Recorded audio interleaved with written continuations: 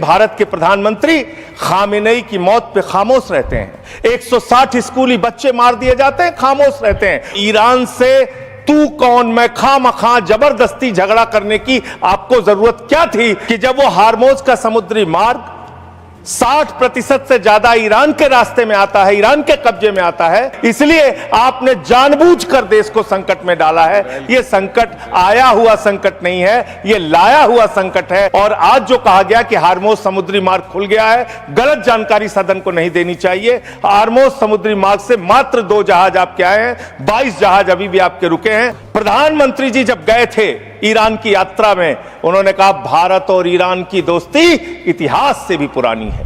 उन्होंने खामेनेई जी को कुरान की पांडुलिपि भेंट की थी 7वीं शताब्दी की। मान्यवर 2019 तक भारत को ईरान से सस्ता तेल मिलता था, रुपए में तेल मिलता था, गैस मिलती थी, हमारा मित्रतापूर्ण संबंध था उनसे। तो यह संकट भारत के ऊपर आपने लाया है, यह आया हुआ संकट नहीं है। तो यह लाया हुआ संकट कैसे है? देश की जनता को नहीं पता था मान्यवर, आपको भी नहीं पता था, हमको भी नहीं पता था, लेकिन आदरणीय प्रधानमंत्री जी को पता था, देश के विदेश मंत्री को पता था कि जो हार्मोज का समुद्री मार्ग है, वहां से भारत की जरूरत का 60% कच्चा तेल आता है मान्यवर, और 50% भारत के जरूरत की गैस आती है, उसी रास्ते से आती है। यह बात नरेंद्र मोदी जी को, आदरणीय प्रधानमंत्री जी को पता थी। तो मैं आपके माध्यम से पूछना चाहता हूं कि जब वो हार्मोज का समुद्री मार्ग 60% से ज्यादा ईरान के रास्ते में आता है, ईरान के कब्जे में आता है, तो ईरान से तू कौन मैं खामखा जबरदस्ती झगड़ा करने की आपको जरूरत क्या थी? इसलिए आपने जानबूझकर देश को संकट में डाला है। यह संकट आया हुआ संकट नहीं है, यह लाया हुआ संकट है। और इस लाए हुए संकट के सबसे बड़े जो प्रायोजित किया है जिन्होंने संकट, उसका नाम है देश के प्रधानमंत्री आदरणीय नरेंद्र मोदी जी।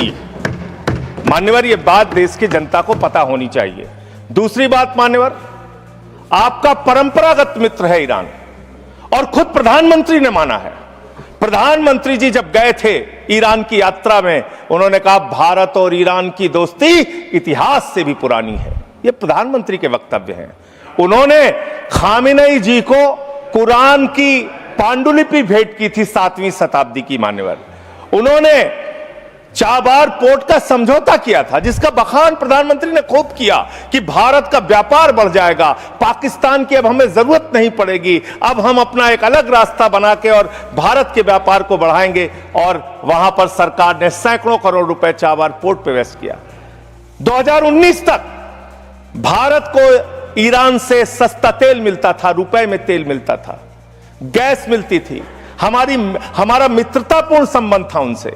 लेकिन भारत के प्रधानमंत्री खामेनेई की मौत पे खामोश रहते हैं। 160 स्कूली बच्चे मार दिए जाते हैं, खामोश रहते हैं। और इतना ही नहीं मान्यवर, ईरानी नौसेना को हमने अपने युद्धाभ्यास में बुलाया, और जब वो नौसेना का जहाज वापस जा रहा था, 100 नौसैनिक मार दिए गए ईरान के, अमेरिका के द्वारा। प्रधानमंत्री खामोश, हमारे मेहमान मारे गए, एक शोक संवेदना के शब्द हमने नहीं बोले। तो ये संकट भारत के ऊपर आपने लाया है, ये आया हुआ संकट नहीं है। मैं फिर से स्पष्ट करना चाहता हूं। दूसरी बात मान्यवर, दूसरी बात, आपने जो तेल और जो ऐसे समय में 60 रुपए घरेलू गैस का दाम और 115 रुपए कमर्शियल सिलेंडर का दाम आपने बढ़ाने का काम किया। तो पूरे देश में एक हाहाकार की स्थिति है। इसको नियंत्रित करने के लिए झूठ बोलने के बजाय सच्चाई को स्वीकार कीजिए। और आज जो कहा गया कि हार्मोज समुद्री मार्ग खुल गया है, गलत जानकारी सदन को नहीं देनी चाहिए।